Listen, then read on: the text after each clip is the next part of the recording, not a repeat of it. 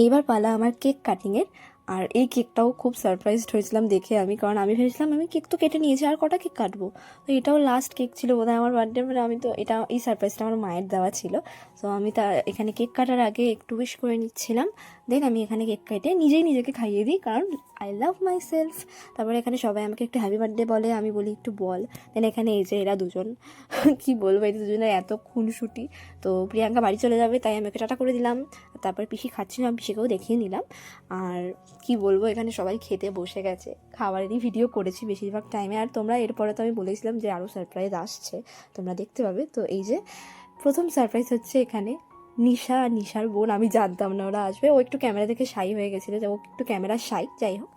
তো তারপরে আমি ওকে ব্লগে নিই, দেন ও আমাকে কি গিফট দেয় তোমরা দেখো। এখানে ও আমাকে একটা খুব সুন্দর গাউন দেয়, ভীষণ সুন্দর দেখতে, বাটারফ্লাই। আমার খুব পছন্দ হয়েছে নিশা তোর এই গাউনটা, আমি এটা অবশ্যই পরবো কোনো একটা টাইমে। আর এখানে এই যে আমরা সবাই মিলে কথা বলছিলাম, তো আমার দুই বোনই বাড়ি চলে যাবে, কোয়েল পায়েল।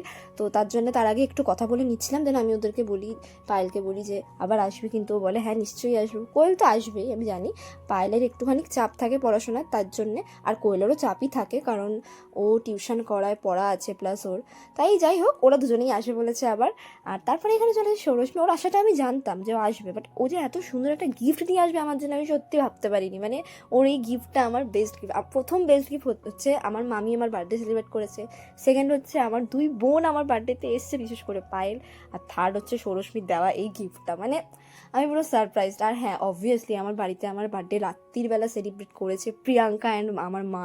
তো আমি এতে আরও খুশি। অবশ্যই মা না, দিদি আর আমার দিদি দুজনে মিলেই সেলিব্রেট করেছে। তো এখানে সৌরশ্মীকে আমি ওর ফেভারিট ফিশ ফিঙ্গার দিয়ে দিয়েছিলাম, ও খুব খুশি হয়ে খাচ্ছিল। দেন আমরা এখানে গল্প করতে করতে চলে আসে শুভাঙ্গী। ও তো আমার প্রত্যেক বছর বার্থডেতে কনস্ট্যান্ট গাইস, ও প্রত্যেক বছর আমার জন্মদিনে অবশ্যই আসে। মানে ও না থাকলে হয়তো বার্থডেটা সত্যিই ফাঁকা লাগবে, কারণ ও প্রত্যেকটা বছর, এমন কোনো বছর নেই যে ও আসে না। তো যাই হোক, আমরা এখানে সবাই মিলে গল্প করে নিয়েছিলাম, তখন উনোও খেলছিলাম। তারপরে এখানে সবাই খেতে বসে গেছে, যেহেতু রাত হয়ে গেছে, তো সবাই খুব অল্প অল্প করে খাচ্ছিল। তো সেটা দেখে মা বলছিল যে ওরা তোরই বন্ধু, ওরা প্রমাণ করে দিল, অল্প অল্প খাচ্ছিল। যাই হোক, তারপরে সবার খাওয়া দাওয়া হয়ে যাওয়ার পর আমি নিশার দেওয়া জামাটা পরে দেখে নিই। থ্যাংক ইউ নিশার বোন এত সুন্দর জামা দেওয়ার জন্য। অ্যান্ড এখানে শুভাঙ্গীও এসেছিলো, ওর বোন আসতে পারেনি, বাট ওরাও আমাকে একটা খুব সুন্দর গিফট দিয়েছিল। থ্যাংক ইউ সো মাচ আমাকে এত সুন্দর গিফট দেওয়ার জন্য।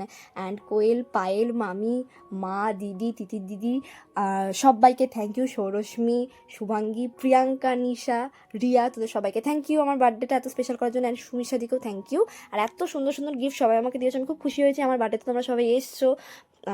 অ্যান্ড কি আর বলবো, আমি তো লাস্টে খেতে বসে গেছিলাম, খুব খিদে পেয়ে গেছিলো। তো তোমাদের যদি ব্লগটা ভালো লেগে থাকে, লাইক কমেন্ট শেয়ার করে দিন, চ্যানেলটাকে সাবস্ক্রাইব করে দিও গাইস। টাটা।